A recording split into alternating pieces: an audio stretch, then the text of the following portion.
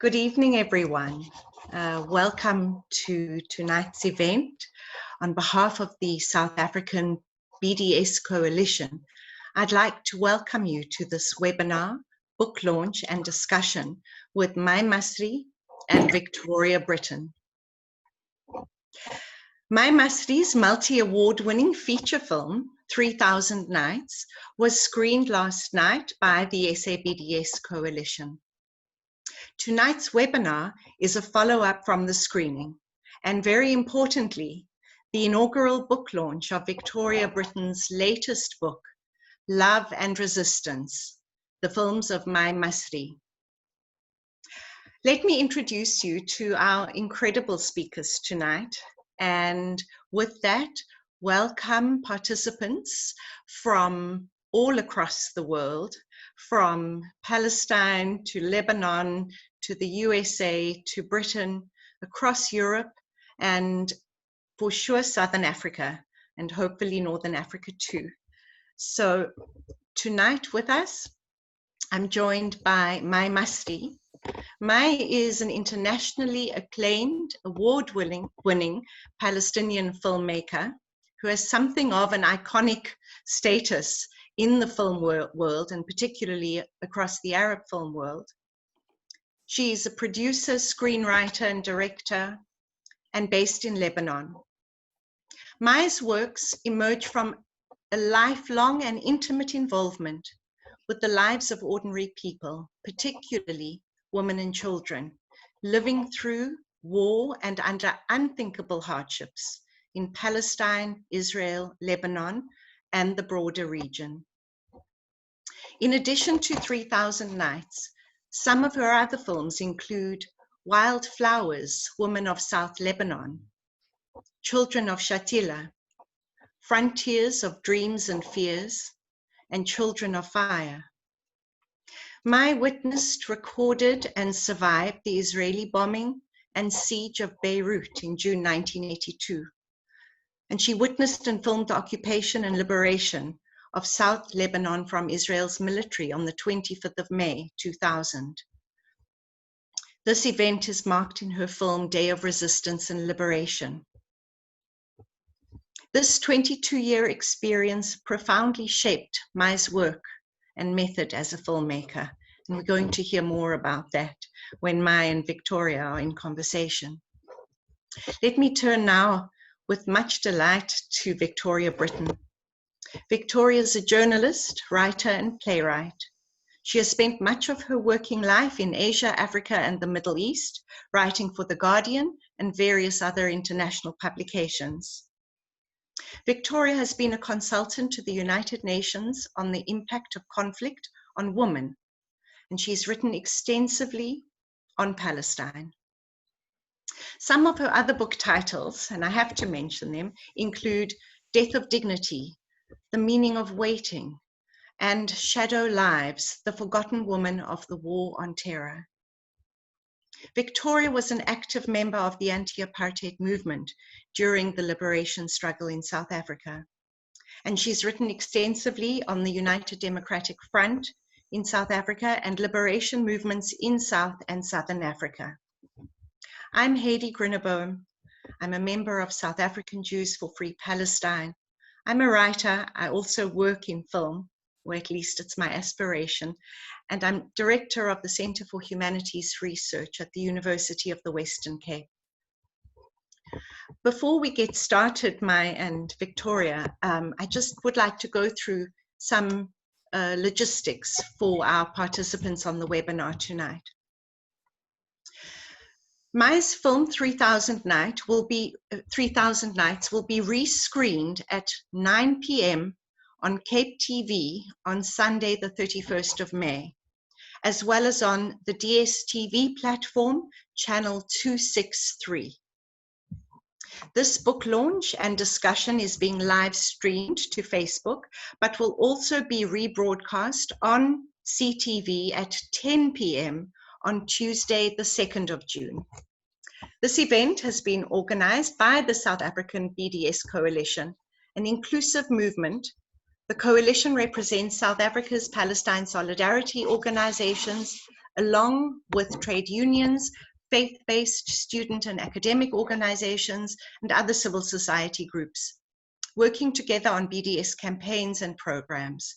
Please follow us on our various social media accounts using the handle @SA BDS Coalition to keep up to date with new campaigns and other activities.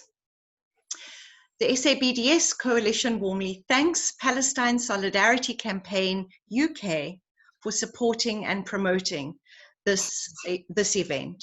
And lastly, Victoria's book, Love and Resistance, the films of Mai Masri, can be purchased online. So please see the link to purchase a copy either in the email advert for this event, on the SA BDS Coalition Facebook page, or at its Twitter handle. So tonight I will be in discussion with Mai and Victoria for about an hour, during which time we will discuss Mai's films and then turn to participants who are on the webinar to answer for about 15 or so minutes the questions that you would have put up on the Q&A box at the bottom of your screen. So as the discussion proceeds, please do put your questions in the Q&A function. And if you're watching on Facebook, you can put your questions in the comments on the live stream of the video. We will take as many of them as possible at the end of our hour. So welcome again, Mai and Victoria from Beirut and from London. I'm sitting in lockdown in Cape Town.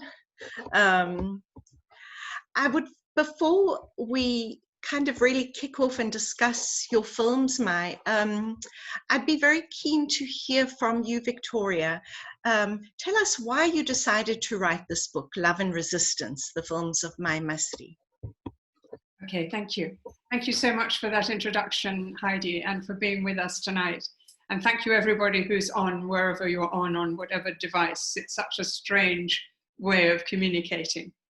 I just want to start with a few quick but important thank yous. Like Heidi, I want to thank very much the Coalition for the arranging of this event.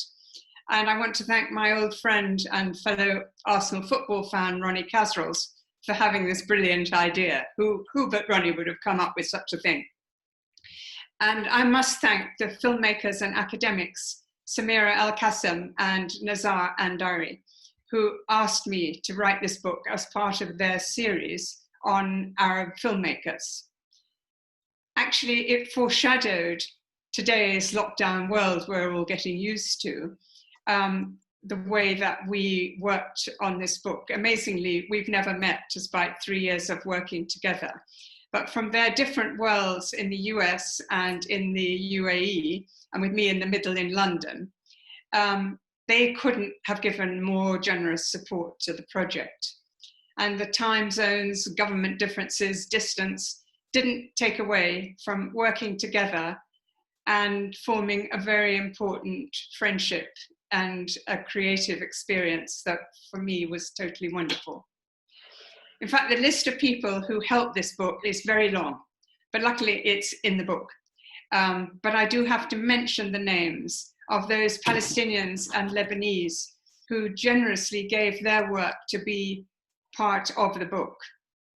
The artists Samia Halabi and Ayman Balbeki, the poet Natalie Handel, and the photographers Emil Ashrawi, Ramzi Haider, and Marwan Tata. I'm extremely grateful for your gifts. Now, to answer your question, Heidi. So 3 years ago, I got an email from somebody completely unknown to me saying, would I like to write a book about Mai Masri? I was on holiday in Scotland at the time, and I said, oh yes, immediately. I never stopped to think about how I was going to do it and what it would mean to work for an academic publisher. But the thing was, I knew Mai. And I'd seen 4 of her indelible films over a 30-year period, which was almost the same period of time span I'd been visiting Palestine and the Palestinian camps in Lebanon. I knew this was my perfect project. We did hope that you would see some clips of some of those films, and maybe the technology will unscramble itself as we're talking. I hope so. But in any way, I want to just highlight some of the themes which so attracted me to writing about this body of unusual documentaries. I want to highlight, first of all, inspirational women. Second, resistance of communities of seemingly ordinary people. Third, surviving incarceration with dignity. Lastly, and maybe almost most important, memory. Memory and its precious role in building identity. Over 100 years of the attempted destruction of Palestine and Palestinian identity. The films are a historical documentation of unique value, and Heidi mentioned some of the intense political experiences from '82 Israel in Beirut and South Lebanon, the massacre in Sabra and Shatila. Then 1987, the first Intifada, the uprising of Palestinian youth and children in Gaza and the West Bank using stones against the Israeli army. And as Heidi also mentioned, the 22-year occupation by Israel of South Lebanon and the liberation in the year 2000. Then, of course, there was another Israeli assault on Lebanon in 2006. Now, throughout all those years, there are experiences of torture, of exile, of assassination, so intense and so difficult to assimilate or communicate to anyone outside. But all this overwhelming violence is seen in these films mainly through the eyes of children and the lives of children, and through the iconic women who appear, several of them, in more than one film. And love, kindness, beauty are hallmarks of these scenes. Hence my title, Love and Resistance in the Films of Mai Masri. And I remember clearly when I came up with this idea in my bedroom in Beirut, and I said to one of Mai's daughters, rather shyly, what do you think of this title? And she looked at me and she said, it's wonderful. So I never bothered to think about another title. Thanks, Hannah. Anyway, Mai, as Heidi indicated, is an insider of these lives. And the intimacy of the Palestinian family scenes that she shows are absolutely unique. And one Lebanese critic in my very early days of researching the book, I remember emphasizing to me, no one else has done this. No one else has shown this. And various of the participants in the films who I met in Beirut or in South Lebanon or on Skype across the world told me spontaneously that they would never have wanted to be in any film, except when they heard that it was Mai and her late husband, the Lebanese film director Jean Chamoun. Yes, they were totally up for it because it was just talking to friends. It wasn't like being interviewed. And decades later, those same people talked to me because I was writing a book about Mai, because she's still so much in their lives. For nearly 3 years, I've been living inside these films, these histories, these people. And I've tried to live inside Mai's mind, which I learned in our long, long walks in Beirut and in London, and our endless talks in face-to-face, in our kitchens, in our living rooms, and on Skype. I hope I've done her justice. It's extraordinary work. And the inspirational women that you're going to meet in it are something for everybody to treasure. So thanks, Mai. Thank you. Thank you, Victoria. That's beautiful. Mai, can I invite you to speak as a, you're usually as a filmmaker.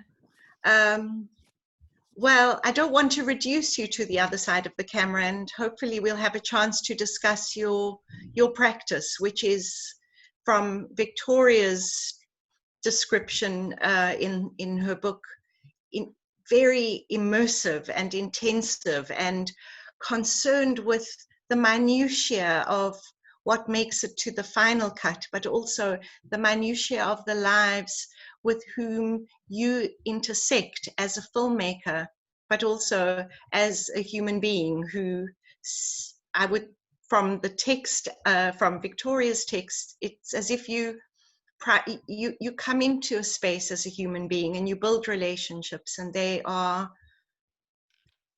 almost more important than the film itself, except that the films come to show that the centrality of the trust and the beauty of relationship. So I would love you to reflect on what it means to be someone, you know, somehow appearing as a subject in, you know, of Victoria's book, your film, but also yourself, your process. It's an incredibly intimate kind of exposure and sharing, which gives a depth to how I understand resistance, and I have no doubt how everyone who reads the book will understand resistance and the work of the committed artist. So perhaps you want to reflect on what Victoria, you know, has said about her book and how it was for you to be on the other side of the invitation to participate as a subject, as a character. Yes. Well, I'd like to thank Victoria again, and thank you, Heidi, for your wonderful introduction.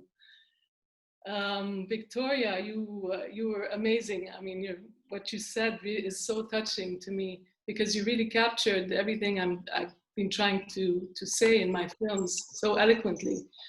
And these 3 years together, and before that, I mean, this friendship, it means a lot to me. And the fact that you spent such a long time trying to get to know the characters and to visit them and to relive these experiences, it's so meaningful, it's so powerful. I'm not used to being a subject, to tell you the truth. And lots of times talking to Victoria, I felt that I should be writing a book about her, because her story is so amazing too. She's an iconic woman herself. Yeah, it was a fantastic experience. I mean, the title, I think, captures a lot of what captures the whole maybe body of work, Love and Resistance. I mean, this for me is like, this is what it's all about. There's themes that run through all of the films. You know, this idea of resistance, of course, the characters, the women, the children, the sense of belonging to the place, the feeling that the films are being part of the process of historic moments as well, because I started making films in 1982 with my late husband, Jean Chamon, and all our films were made at very kind of difficult moments, events, a big like Israeli invasion in 82, occupation of South Lebanon, and then in Palestine, the uprising, and all of the events in between, the Lebanese Civil War too, as well, but always focusing on the ordinary people and their resilience with a lot of love too, you know, because I think that's important. And building trust, you mentioned that, and the relationships. And sometimes, yes, I mean, there is maybe more important and as important as the films, because that's what it's all about. It's about human relationships and building that trust so that they open up in front of the camera and they share their story. That's the most precious thing, when they give you their story, you know, and it's such a big responsibility how to tell that story and how to tell it in the most artistic, creative way, but also very be so true to the story itself and the people. It's not always an easy balance, you know. So this is what I've been trying to do over all these years, working a lot in documentary mainly, because I feel that's where I really learned so much about people, about myself. It's like, for me, I lived my life through my films and the people I met.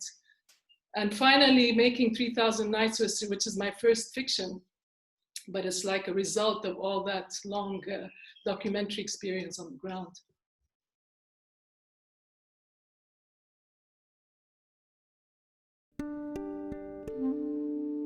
مرة كان في عصفورة حلوة كتير تطير فوق الغابة كل يوم. في نهار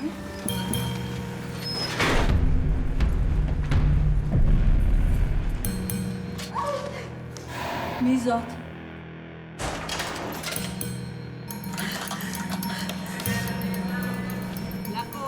לאחר שבית המשפט הרשיע את הנאשמת בסיוע לפיגוע טרור. ايش مكتوب؟ ما خليت شي ما عملت، رفضيني في شو عنها. لازم ندعي لأقرابها الليلة.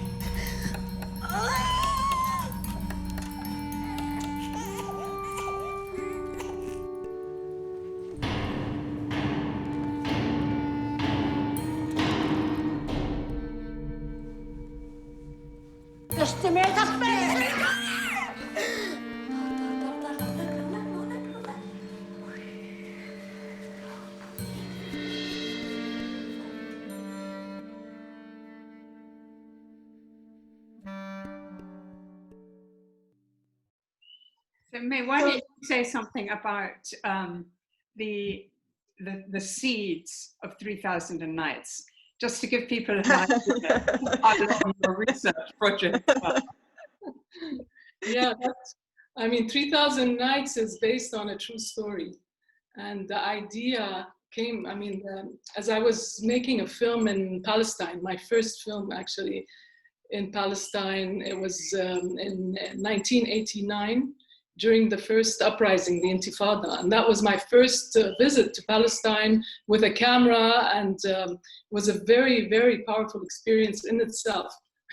and that film, I mean, was, I learned how to make a film in an impossible situation because it was made under siege, under curfew, clandestinely. So in this experience of making Children of Fire in Nablus, in my hometown, under siege and curfew, I met a Palestinian woman who told me that how she had given birth to her child inside an Israeli prison.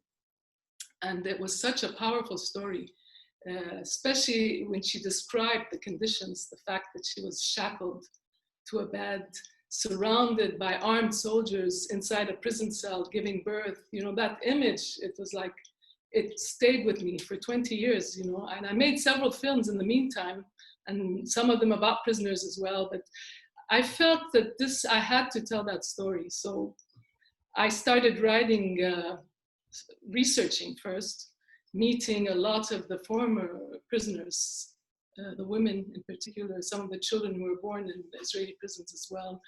And I started writing a script based on these true stories. And it took a while because you know, how to tell it in 1 hour and a half, the story, such a huge story, which is really the story of the Palestinian people. Prison is such a powerful metaphor, you know, for the condition of Palestinians under occupation, and such a responsibility how to tell this story. So after working on the script, I started working with my cast and crew, and they were very committed because they felt this was their story. And many of them had actually had been former prisoners themselves, or had close relatives who had been in prison. So to them, this was their story. It wasn't just an acting in a film, you know. So I chose the characters. I mean, I think finding the actors was very important for the film, who would really be able to carry that story. And also being able to film inside a real prison, because 3,000 Nights was shot inside a real prison.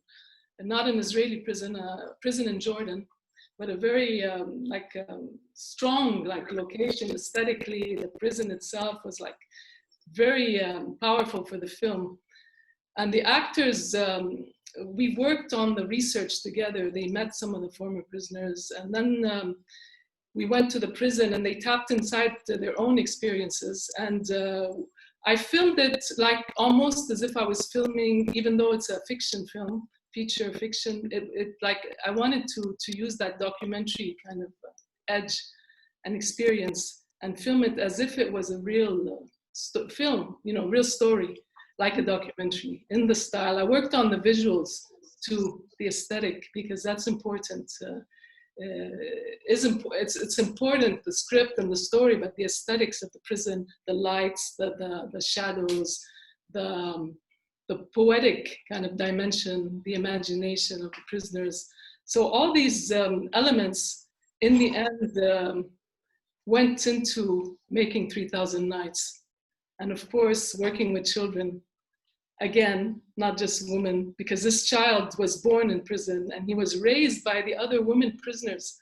So they were all mothers to this child who changed their lives, you know, and that kind of solidarity of women resisting, you know, but not in a very human way. You know, it's a film that speaks to the heart. You know, it's a powerful human kind of story. Heidi, I'd love to know your reactions to 3,000 Nights. Well, I was listening. I think it when as Mai was speaking about the process of kind of absorbing at a molecular level the experiences of women political prisoners that she had heard, and absorbing it and processing it over all these years, and then coming to making this film. There's something of that molecular process in the film. And as you were speaking, Mai, I heard birds in the background. And of course, the main character is Layal Asfour. And the birds, you know, I mean, they almost every scene has a subtle little kind of clue of a bird or of flight or of the ability to see a corner of sky and a bird kind of crossing the frame. I found it a film that both spoke to my heart but also hit me in the solar plexus, and it left me bruised from the inside.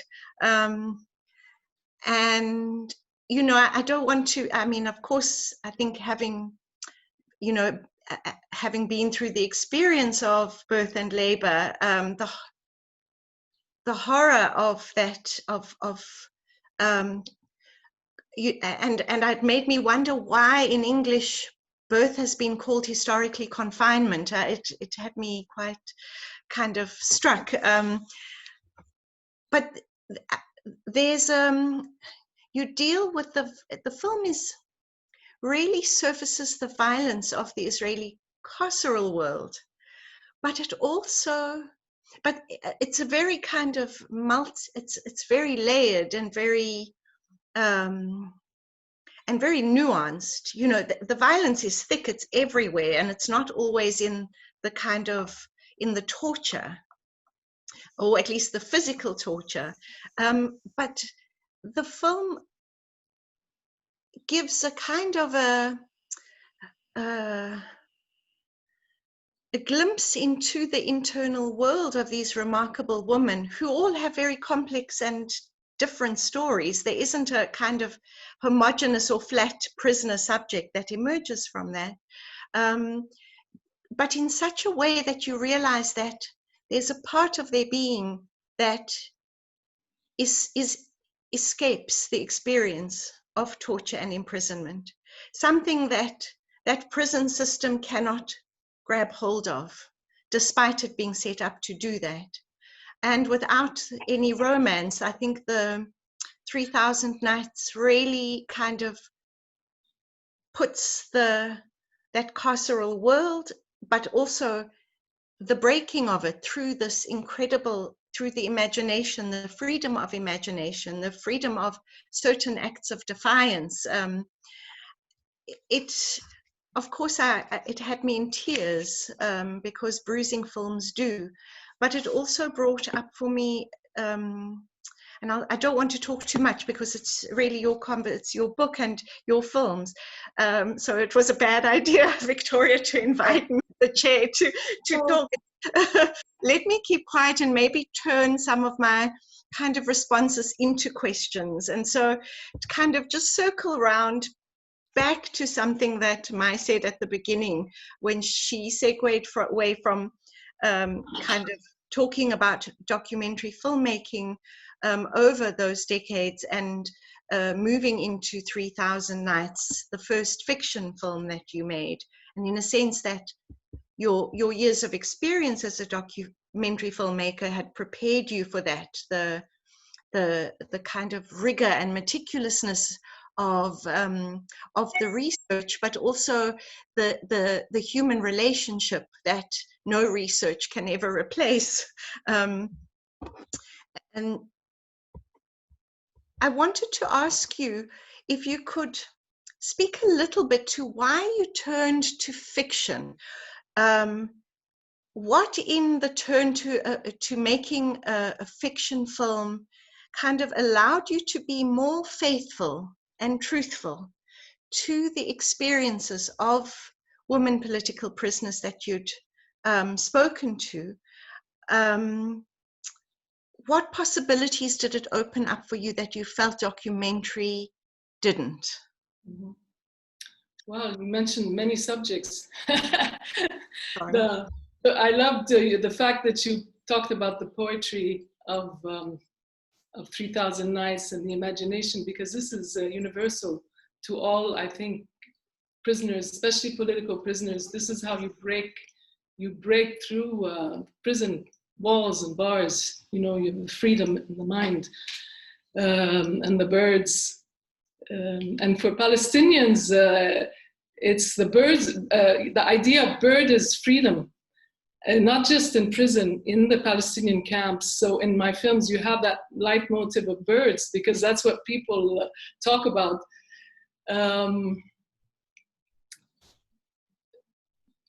The last question. About why you turned to documentary, from documentary to fiction, yes. Heidi, for me, it's a continuation. I feel that it's not a different medium. It's the same, you know, whether it's documentary or fiction. They're similar tools. They're different approaches, maybe, but I'm working on the same themes. But maybe fiction. First of all, I wanted to.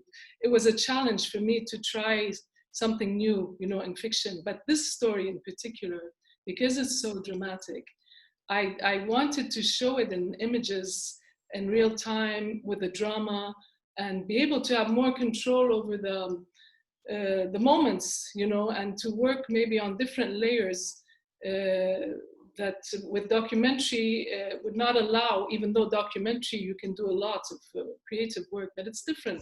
And with documentary, you rely more on the words and how you build on the interviews maybe more. But with fiction, especially this film, 3000 Nights, has very little dialogue. It's a lot about the images and about the expressions and the actors and the layers and the emotion as well. So I wanted to try that, and this, you know, and I didn't want to. I wanted the story as it was in the past. I didn't want to be. I knew I couldn't find all the characters of the real story, and I wanted to tell it like I imagined it at the time when I heard it. And so for me, that fiction, I can work in fiction, I can work in documentary. Right now I'm working again in documentary, but I feel fiction gives a lot of possibilities. And I'd love to be able to work on, adapt even novels. I've written scripts, but I wouldn't, you know, I'd like to try new things all the time. And I feel that's important, to reinvent kind of myself and my work, and not to repeat anything I've done before. So I wonder if I could ask a question of both of you, and please, Victoria, don't step back. You're welcome to to drive the chair as well. I'm delighted for that.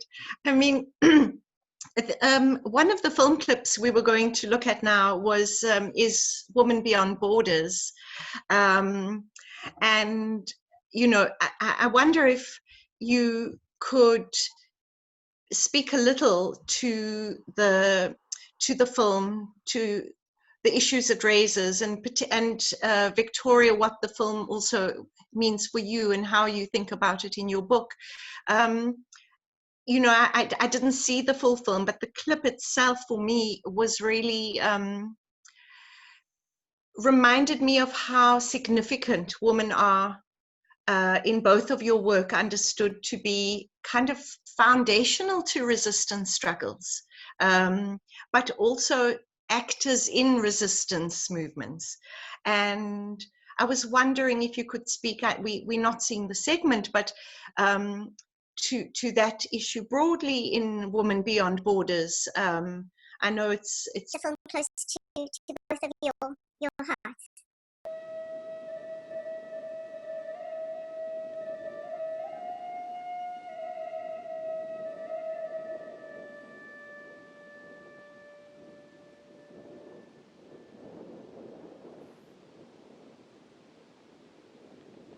لما جابوني على معتقل الخيام، جابوني وقت يعني ما بنساها اللحظة، بجيب عسكر صغير ووصلوني هون لساحة الخيام، ومن هونيك في 2 شرطية جروني بإيدي لأنه كان الكيس على راسي والعصبة على عيوني، وتوجهت بهالطريق هيدا.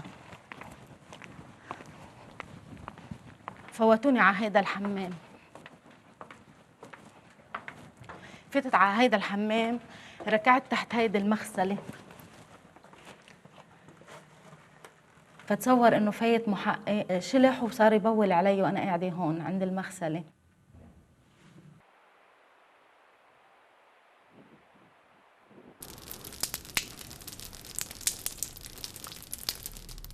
هيدي الأوضة اللي قعدت فيها وصلت لمرحلة الموت فيها، يعني هلا عم بفوت فيها بس بحس بألم داخلي غريب. بهيدي الأوضة 100 موتة بتموتها باليوم، يعني تصور إنه بتنام على فرشة مليانة مي، نقطة المي تنزل بقلب داينتك، خلص قلت إنه نهايتي بدها تكون هون.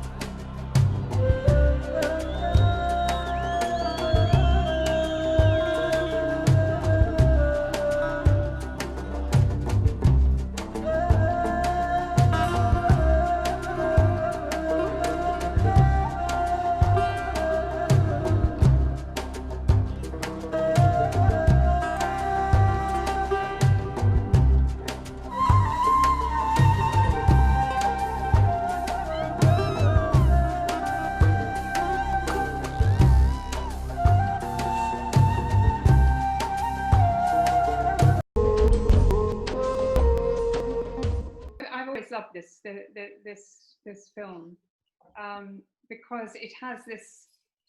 It's a film about something incredibly grim, which is women in the real, actual prison, secret prison, more or less, called Qiyam in South Lebanon, and the women in the film, who include the wonderful Kifa Afifi, and I wanted to show you a picture from the book, but I know it wouldn't come out big enough, of Kifa with May at the opening night of 3,000 Nights in Shatila camp. And it's a scene of such incredible ebullience that I really wish that I could have shown it to you. But anyway, back to Kifa and ebullience.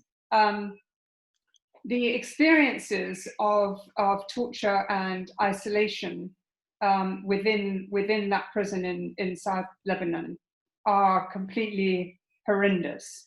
But the way that the women who suffered it describe it in the years afterwards is so it's just so completely inspiring as to how you can not have your spirit broken when every day, in every detail, the attempt is being made to break you. And some of this of the scenes, particularly, there are three very prominent women in this film. One is Kifar, one is Khadija, who's a Lebanese but actually brought up in Palestine, so feels totally Palestinian. And the third is Soha Bashara, who was a 21-year-old Lebanese member of the Communist Party, whose mission had been to murder the general who was in charge of the South Lebanese proxy army run by the Israelis. This is a 21-year-old woman who took on such a mission. And Soha's written a couple of books herself, or people have written books about her, which are amazing.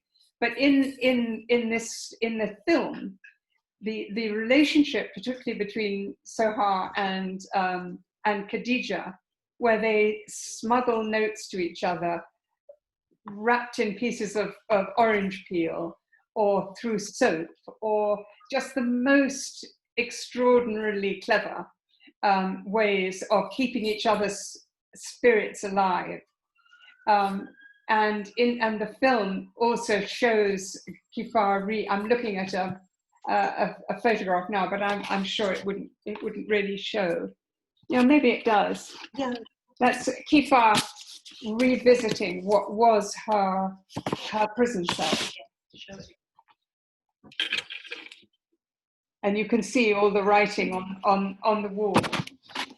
And the relationship between these women and the way that life, as they live it in the prison cell, is so the opposite of crushed. Everything that happens in the way of torture, which happened to them all, and solitude and not being able to see their families, and then towards the end of the film, you see Kifar, who's a very, very smiley person. And you see her with her, in fact, one of the other titles I thought of for 1 second was called Flirting in Handcuffs, because when I was talking to her, she told me about how she'd met her lovely husband, who was in the men's section of the prison, and they were both handcuffed. And she was, they were trying to flirt with each other. Anyway, and they're sitting under a tree and they're kind of laughing like, middle-aged married people do. And it's so joyful, it's just so fantastic. And then in the film, there's this terrible little image of Kifar's mother, who is speaking straight into the camera with tears rolling down her cheeks. And she's sitting in Shatila camp, and she's talking about the deaths of her sons and what happened in 1982. And then the final sort of blow to her was that her beloved daughter was in the hidden place of Kiam. And just like everything to do with women and beauty and resilience is in this film. So May, you have to find a way of showing this film to people in South Africa, because they would so respond to it. How many women before the Truth and Reconciliation Commission have you seen who resemble Kifar's mother? It's the richness of what you've captured. Anyway, maybe you want to say something more. I'd like to add 2 points, because you really captured the whole film. But the ending is the release of the prisoners, and this was really phenomenal, because the Khiam prison, when the Israelis were forced to retreat from South Lebanon after 22 years of occupation, they left, and the prison was still locked. So the prisoners, the people of the villages, like they flooded back to their villages, and they broke down the walls and the doors of the prison and released the prisoners. So this is a very powerful scene of the prison being broken, and the bars being broken, and the prisoners being released. And then, as you know, Victoria, this prison, Khiam, was destroyed by a few years later, bombarded by the Israelis. It's another, it does not exist as a prison anymore. So the film is a is a document of that prison and holds that memory. So I'd love to say something about that, because actually I happened to go to Khiam in 2000, just after it had been liberated, and it was the most amazing scene. There were busloads of children having picnics and being shown around, as we were shown around the cells, by the people who'd just been liberated. And some of these people had been in there for decades, and they were taking the children around. And the sort of lunch break, the kids were all sitting around in the field outside the prison, doing drawings of what the prisoners had told them. So you saw these drawings of emaciated men in terrible torture positions and terrible humiliations. And all these kids were just completely lapping it up. And this is one of the things about memory that I wanted to say. So I was completely blown. It's not the only Israeli prison that I've been in. I've been in former ones in Palestine as well. But this, with all these young, bright faces, kids, just saying, it's over, this is what liberation is. And then when I went again in 2006, and I found it had been completely flattened, I was absolutely horrified. And I want to just read one quotation from a French writer, Alain Brèche, on this very subject.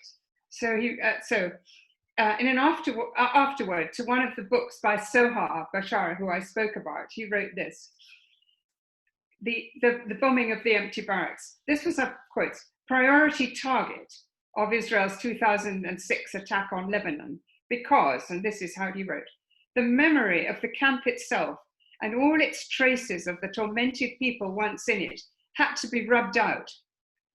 A rule as old as Western colonialism itself holds that colonized people have no faces and names, whether they are civilians, targeted resistant fighters, guerrillas gunned down in a military engagement. They must all melt into an anonymous mass. And I then said, this film and the personal stories of the woman at its center ensure that Khiam and the 22 years of the occupation live forever. And this is Mai's achievement. Yeah, Mai and Jean, because this film was... Jean. Yes, of course, Mai and Jean, always. Yeah. Thank you. I wonder if we can speak a little about Children of Shatila, because it picks up a number of these themes, even though it's not on secret prisons, but it does undo, through the eyes of children, many dominant narratives about refugee camps and the lives of people who are called refugees, who live with that, the reality of that historical, that transgenerational experience, but who have a way of living and expressing and understanding and analyzing their own experience that comes out in the film, that completely undoes the dominant narratives. And I wonder if you, Mai, would like to speak a little bit to Children of Shatila, to the thinking behind the motivation for making the film, perhaps the importance of, of the video camera, of seeing and listening to the stories of the elders through the ears and the eyes of the children.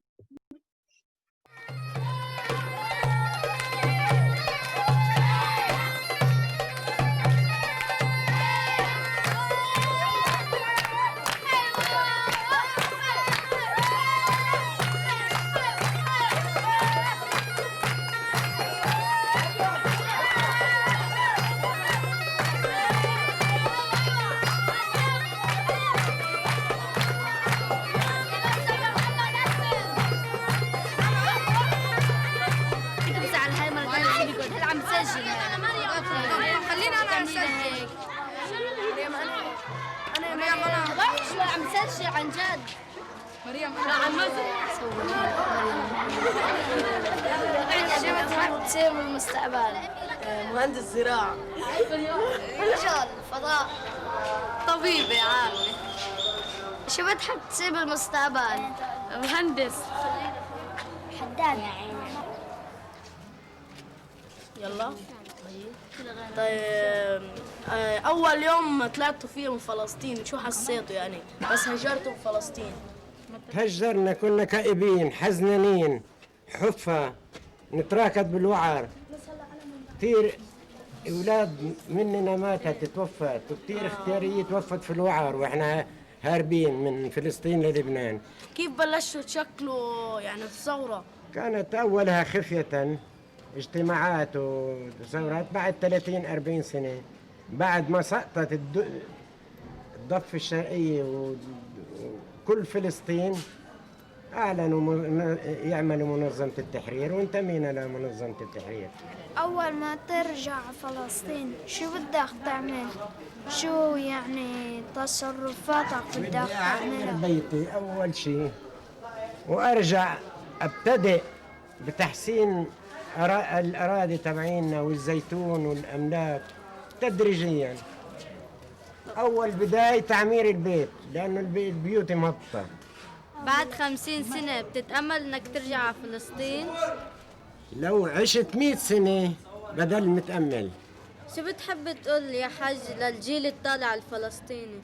بحب أقول له بعد جيل أو 100 جيل بعد 100 جيل يعني أنا بموت وغيري بيموت ما ينسى فلسطين أماني برقبته. Children of Shatila is part of a trilogy I made on Palestinian children. The first was the one I made in Nablus during the first Intifada. And Children of Shatila, what I wanted to do, and I love working with children. I mean, that's my maybe my favorite subject, is because they're so creative and they're so imaginative, and it's such a pleasure to work with them because of the way they speak, the way they think, their spontaneity. So with Children of Shatila, I wanted to see through the eyes of the children. And at the time, video cameras were a novelty. I mean, they weren't common, and we didn't have cell phones to use as cameras, you know. This was in 1998. And my idea was to give them the camera and let them film their lives and to see through their eyes. So the film is about, I found a boy, and I was looking for someone who could really let me, through this child's eyes, to kind of speak to the idea of memory, collective memory. And this boy had kind of been through a car accident and trauma. He had lost his memory. And so he was able to really articulate his story as if he's the story in a way of the whole Palestinian experience, trying to recollect this memory and build an identity through the story of this child and another girl, two children. So I gave them the camera, and they were filming their daily lives and talking to their elders, talking to their grandfather and grandmother, and this is important, I think, in the experience of the Palestinian camps, because since 1948, when the Palestinians were uprooted from Palestine, the Nakba, and grandparents came to the refugee camp, built refugee camps in the surrounding countries, Lebanon and Jordan, Syria. This is how identity was passed on, in a way, through the stories of the generations, from generation to generation. And Palestinians today, the young Palestinians, they were not born in Palestine, but they still feel this strong connection through those stories and through their imagination, identity, and cause, because there's a political kind of movement that was able to keep the struggle alive, but also the identity and the memory alive. So I tried to capture that through the children in a very poetic and very kind of innocent also way, you know, because you can tell a big story, but through focusing on the small details, the kind of poetry There's one scene in the film where there's a horse, because in the camp, there are no cars inside, so they use the horses to transport materials. But in the child's mind, this horse is like a magical horse. So there's a scene of the children riding on this horse from the camp to the seaside through the fancy streets of Beirut, you know, and he's talking about a dream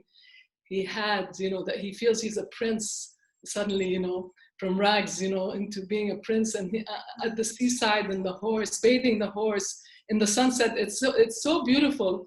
It really gives you a lot of, I think it gives a lot of depth also to the story behind it. And this is I think what motivated me, the imagination a lot for Children of Shatila.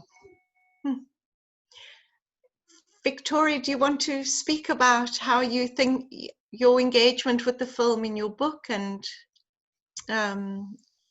well, I think May's described how she finds the magic of children, and I rather wanted her to go on to talk about frontiers, because this is in a way the most complex of her films, and it's, on the one hand, it illustrates her capacity for extremely long-term research, but at the same time of catching, like as the best documentarist, a moment of history, and that moment with these two groups of children from Dheisheh camp in the West Bank and Shatila meeting on the frontier.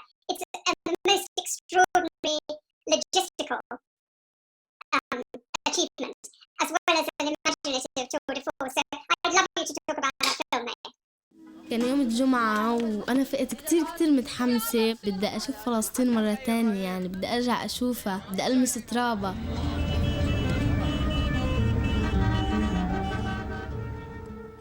بالجنوب بتحرر، بس إنه ما خطر عبالي إنه شي يوم رح نروح. وأنا بعدني كل ما نقرب أكتر كل ما قلبي يدق، كل ما يقرب أكتر قلبي يدق.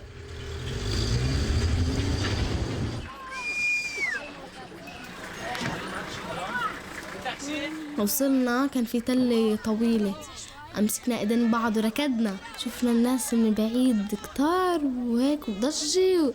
أنا بعد شوي يعني بكيت عن جد.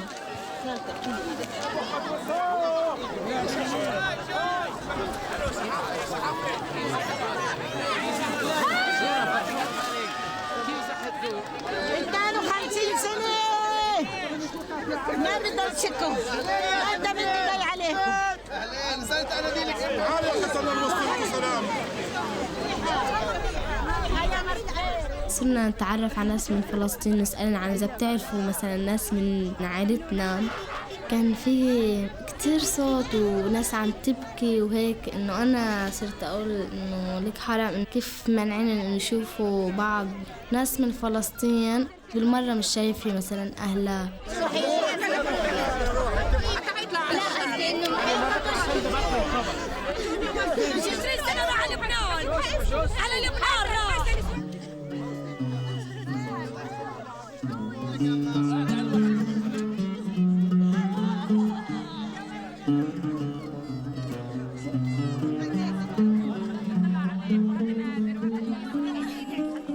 حسيت إنه فلسطين كانت عم بتناديلي، فإنه صرنا نبكي وهيك، كانت يعني كان شيء كتير حلو.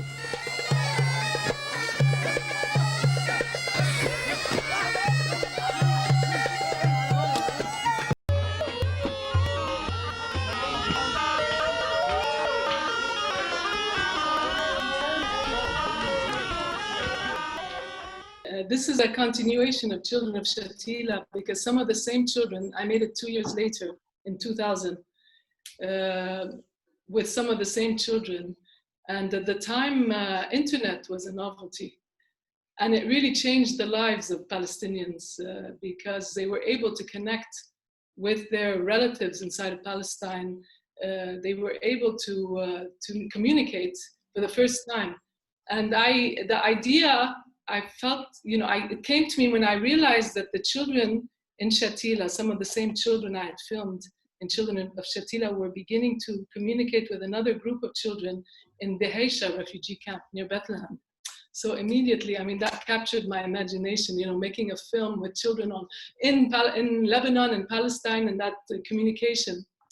And I started filming, again, focusing, that's, yes, Samar and the children on the border. That was an amazing scene. I'm coming to that, Victoria. But those scenes were like one of the most emotional moments for me, because it was a moment in history, as you said. Lebanon, South Lebanon was liberated on the 25th of May, 2000, which was just, I mean, we're like celebrating that date almost today. And suddenly I realized that the Palestinians in the camps were flooding to the border. They're trying to get to the border to see Palestine for the first time. And I immediately, you know, I felt this moment that the children had to meet.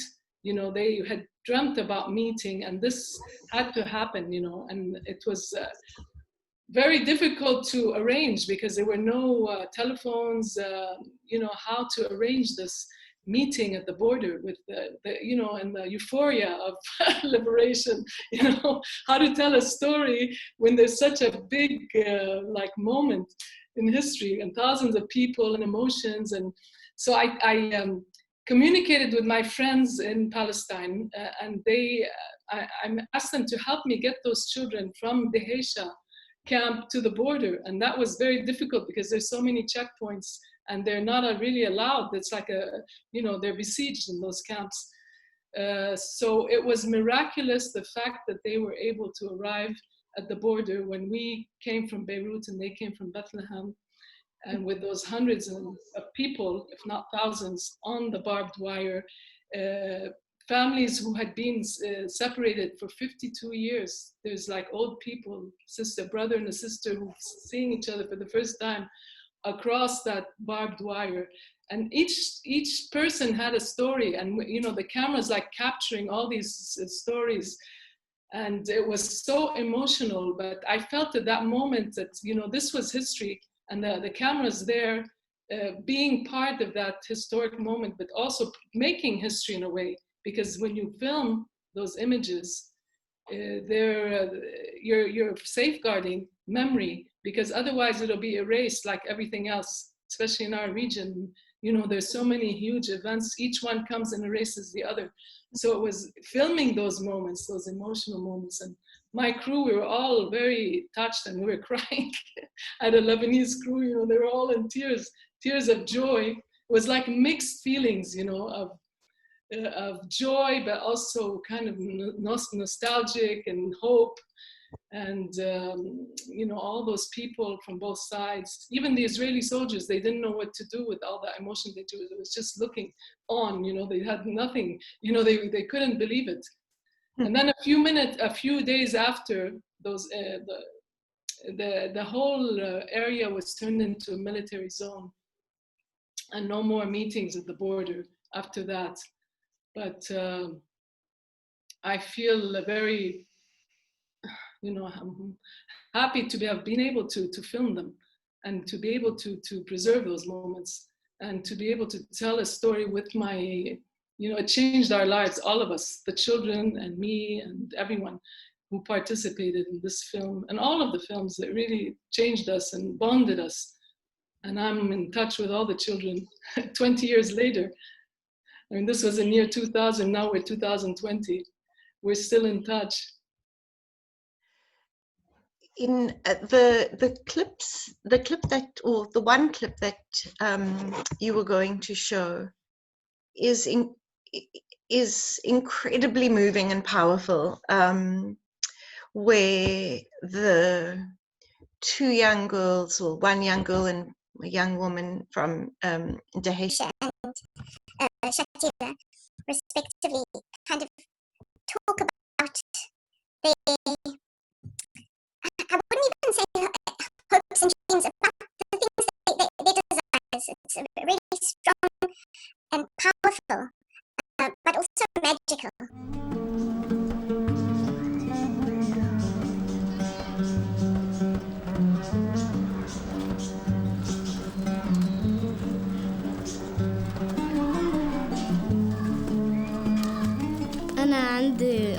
خيالية إني أصير عصفورة.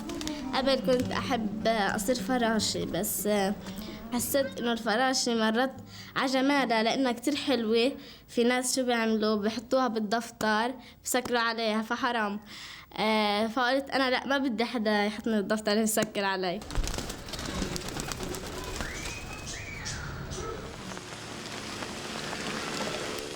المخيم كأنه قفص العصفور. عصفور يعني مقطوع، ما في كهرباء لا مي ولا شيء. وبعد شوي هالعصفور رح يطق ويموت من الوحدة.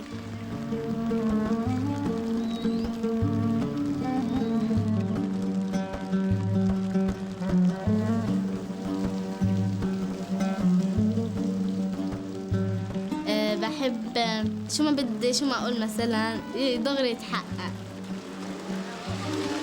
بدي أنا قدامي يكون في بحر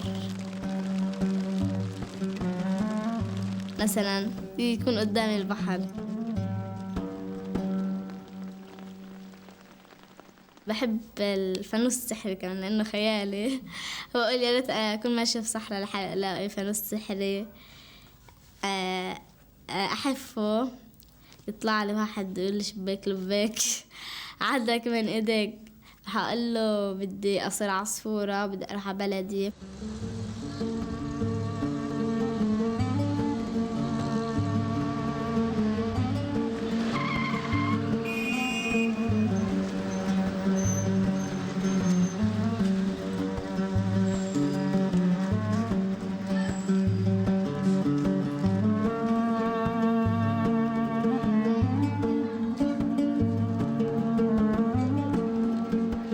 بحب أصور الإشي المكتوب على حيطان المخيم.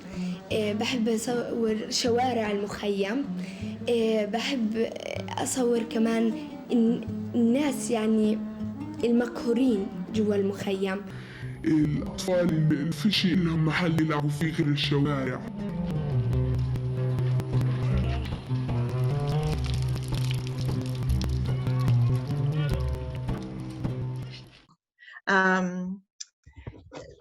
The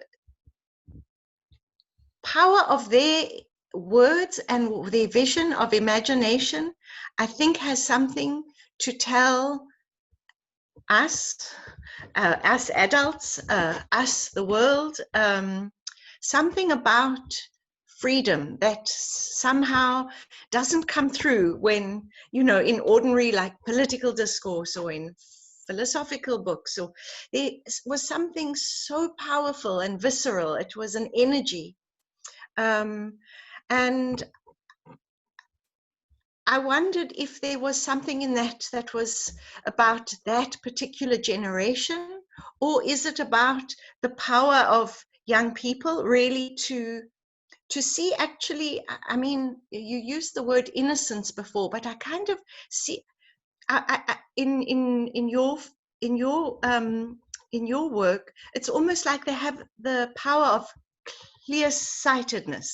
They see clearly, and that came through very much with the interview, the clips with these two young women, one young girl and one young woman. And I wanted to know if you could, if you have any thoughts about that being specific to their generation 20 years ago, or if this is a condition of young people and how they imagine seeing the world and imagine the world and give a vision of the world that is possible to change, as opposed to our much more kind of narrow view. I think they're two very special girls. They're actually young girls. One, Muna, is 13 or was 13, and Mana 14. So they're Muna, I call her the poet, really, of Shatila, because what you said is exactly true. I mean, her words are like, they're really powerful, and they're simple, but I mean, they really capture your imagination. She talks about, she says that she wished she was a butterfly at one point, but then she realized that butterflies are confined inside the books, captured, and she'd rather be a bird. and that she dreams of finding a magic lantern, and the images she was speaking about, and you see the camp, the contrast between her imagination and the wretched kind of daily life inside the camps. I mean, I wanted to juxtapose those two realities, and this I think it has to do partially with children and their imagination being able to transcend the difficult kind of daily conditions, but also I think with hope, and when there's hope and there's community, it helps. These aren't ghettos, these are communities of people who, with the cause, with the memory, with the past. So this is important, I think, for that, being grounded in a sense of identity, even though there's a loss, they don't have a land, but they know. And Manar too, she's Manar and Dheisha as well. I mean, she's, and Dheisha is a camp full of arts and murals on the walls that tell the story of the camp. Each camp has a specificity. You look at the walls and you can, it's like the history of the camp in murals drawn, painted by the actual people in the camps, in the camp. So this combination and this kind of friendship between them is very strong. I think it's possible to find, now maybe with the children as well. It depends on your outlook as a filmmaker. Some filmmakers go to the same camp and they choose. It depends where you focus, where you choose. You can focus on misery and no poetry and no, I think it also has to do with the choice of characters to tell the story. But I think they represent a generation, definitely. And these children have been able to, now as adults, I'd like to say that Muna is now a doctor. And that was a dream that, at the time seemed impossible. And Manar is a PhD graduate. And she lives, I mean, this is amazing when you see where they come from and the camps and what they've done with their lives. And I think this is a huge kind of gives you a lot of hope also in the generation of refugee Palestinians, what they can do with their lives when they're given opportunity, when they have hope and when they have determination. Wonder if, Victoria, do you want to add to that? Because I had one more question before we kind of see how many, I'm sure participants want to, maybe I should hold back. I did have one teeny little question about Palestinian cinema, which seems to be undergoing such a renaissance as a kind of, as a cinema of and for the world, and yet in impossible conditions, no infrastructure for kind of production and filmmaking. And that was my little personal curiosity question to Mai, because it's a cinema that feeds me intellectually and politically and aesthetically in quite enormous ways. So that was my little smuggle in my own interest. Can I do that? Yeah, absolutely. Go okay. Ahead. Want to go, Victoria? No, you go. Okay. I mean, there's a Palestinian cinema, I think, is flourishing, which is, there's a burst of creativity, and it's, there are many now films coming out of Palestine that have been able to express, I think, the Palestinian story in different ways. There's fiction, there's documentary, there's animation, and these films are being shown around the world. Big festivals in Cannes, Toronto, around the world, and also being released in cinemas. It's not easy with the Palestinian story. It's always difficult, but I think because there's so much stories, there's so many human stories there. Even with the minimal, there's no infrastructure, there's no support, but there's a lot of talent. And lots of excellent filmmakers, and many of them are women. I'd have to say that at least half of the filmmakers now in Palestine are women filmmakers, and their films have been outstanding, really, and that makes me proud. We still need to work a lot to create. We need to work together to create an infrastructure so that others can make films. That we can continue to make films.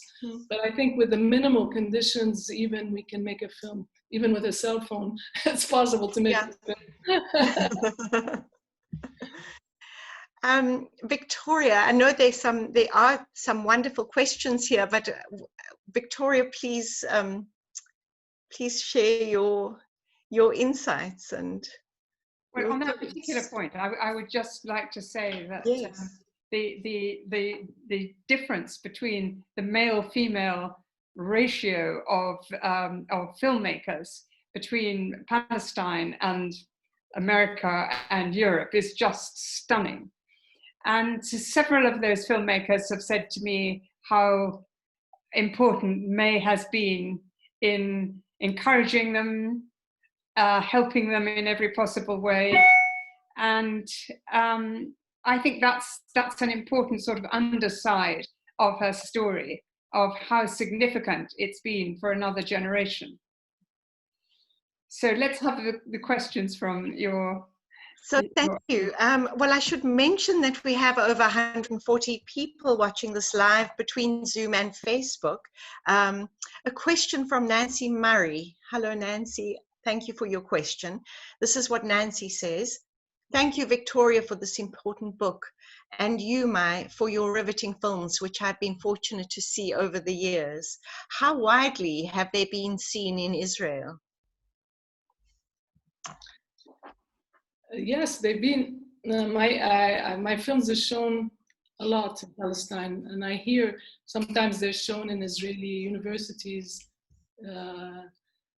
And there's discussions, and with 3,000 Nights, for instance, it was shown at the Yabus Film Festival in Jerusalem. There were some Israelis in the audience, and even when I show it in Europe, there's always a mixed audience, and I always get the Israelis who see my films. They're when they come to talk to me after the films, it's like a huge emotional kind of experience, and you know, they tell me that it's like it really shook them, you know, and opened a lot of their minds to reality that they don't know or they don't want to see at some time, you know. So I think it's important that my films get shown and our films get shown, so that they'll open up, because the whole point of films is to be able to open discussions, open people's awareness, create awareness. Victoria, do you want to speak to that question? Yeah, I think it's May's answered as well as one can. I wish it was shown in more Israeli cinemas, but no doubt with a new generation it will be. I mean, it's 3,000 Nights, to my embarrassment and shame about my own country, has never had commercial distribution, which is absurd. You want to say something about that? Would you say something about that before we could take on the next question? I think the politics of distribution is a hugely important factor in the exposure of films like Mai's, which have a universal and particular message and have so much power to speak to people's hearts. Yeah, you speak to that, Mai. Yes, I mean, distribution is always the biggest challenge. It's not easy at all with Palestinian films in particular because of the nature of the subject.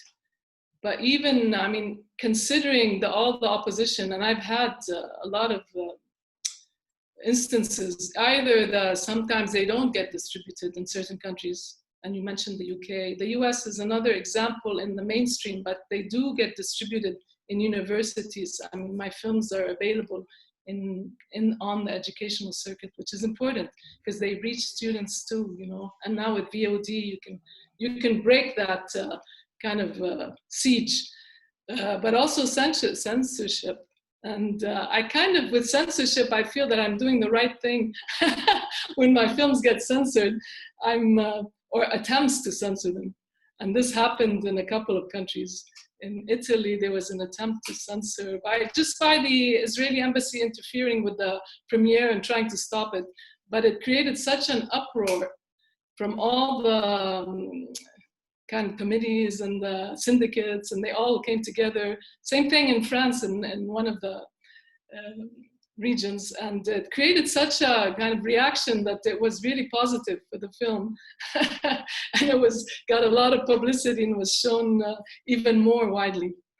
But in some places, I've had very, very good experiences of distribution, I have to say. Like in France, for example, 3,000 Nights was in many, many theaters for months, and many thousands of people saw it. So this is great. And you can work with co-productions, and that's another thing that's helped the Palestinian cinema a lot. The fact of being able to co-produce with countries like France or Germany or Belgium, Holland, this helps also. Mm-hmm. Thanks, Mai. We have a question from Gemma May in Lithuania, who says, "Dear Mai, your 3,000 Nights is such a great and powerful film. I hope to watch all of your films. Could you please speak a little about the main actors? Not all were professionals, and some were ex-prisoners themselves." Thanks, Gemma. Because I didn't get a chance to talk about that. That's important question. Yes, I mean, the actors, it's true, some were professional and some were non-professional, acting for the first time. The main actress who plays the role of Layal, the mother who has her child in the prison, is Maysa Abdelhadi from Nazareth. And she did an amazing job, I think, in this film, so credible. And yes, Maysa, like every other Palestinian, has a family who was in prison. Some of the other actors, there's one actress in particular, or non-act, she's acting for the first time. Also she played the role of an Israeli inmate, and she's Palestinian. And it was amazing the way she was able to play with such credibility. I think that's a big plus for Palestinians. Because they see it, this is reality for them. So she was able to capture that story. She plays the role of Ze'eva, the kind of tough Israeli inmate in the cell with Layal. But her story, the woman who played the role, is fascinating because her brother was actually in that same prison for 15 years. So she spent her childhood visiting him in prison. So when we came to shoot the film, she almost had a nervous breakdown because trauma, prison is such a traumatic memory. But acting the role was a therapy. And I think that was really, for all of the actors, it was like a huge therapy, a collective therapy. Thanks, Mai. I mean, it's a striking theme in a couple of other films, recent films, about kind of revisiting the site of trauma. It's a really powerful, there's something incredibly powerful about both being able to act and enact, but also to enact, to take control of the character of the one who seemed always seen as all powerful in some way, the prisoner, the torturer, the prison guard. I was really shocked when I learned that all the characters in 3,000 Nights were played by Palestinian actors and some non-actors, but it was a huge shock, particularly Zahava, by the way. And that's the one I'm talking about. And my daughters also acted in the film, my daughters, Hannah and Noor. Hannah played the role of a Palestinian prisoner, and Noor played the role of an Israeli guard. So she plays the role of Fida. Yes, the young prisoner who's the young prisoner killed. Yeah, that was I think everyone who is on the, I see everyone has a chance to see the film again at the time and channel that I announced at the beginning. And if we just visit the BDS SA Coalition, the SA BDS Coalition Facebook page, you'll get the time of the rescreening of Mai's film 3000 Nights. I just would like to read a comment. I was corrected that birth medically is called labor. Medically, thank you. I was just thinking about the strangeness of the term confinement that one often uses. Sui Ang says, thank you for this inspiring time. Though the way is dark and rough, this has lifted our spirits and gives us hope and strength. It's such an honor to be able to join you, Sui. Thank you, Sui. Feroza Mayet, hello, Feroza. 3000 Nights would touch South Africa at its core, as many of our women experienced similar horrific experiences in the apartheid prisons, and many experienced the most terrible torture and solitary confinement. I myself was quite disturbed by the film. It's a film that must be seen and screened in public cinemas. Mai, would you be able to visit South Africa? Oh, I'd love to. I'd love to. As soon as I can travel, I'd love to come. South Africa is like an example for the Palestinians. It's a powerful connection, because the struggle against apartheid and the victory, and I mean, it speaks to us as Palestinians, and it's very meaningful. And I'm happy that this is our first book, it's the international book launch to happen in South Africa. Is a huge honor. It's a huge honor for us to have you here with us and with Victoria. It's a huge honor for you to join us, Victoria. I wonder if I should, I think there might be one final, no, there isn't. So I think it's fitting if I could draw our, this very moving and inspiring hour and just over an hour and a half, an hour and a quarter together with two powerful, inspiring women who are kind of both have these larger than life personal biographies, but also who kind of bring the stories of struggle in the world into not just a one-dimensional existence, but full and rich and magical. And in fact, at the, if I can read a quote from Victoria's book, where Victoria in turn, if I quote Victoria, who quotes Mai, Mai says, "To me, film isn't about recording reality. It's about unveiling a world that is composed of many magical layers. It's the art of seeing through other people's eyes and discovering and bringing out the poetry in everyday life." So Victoria's book suggests that we place those worlds and that magic at the heart of our support for the Palestinian struggle for freedom.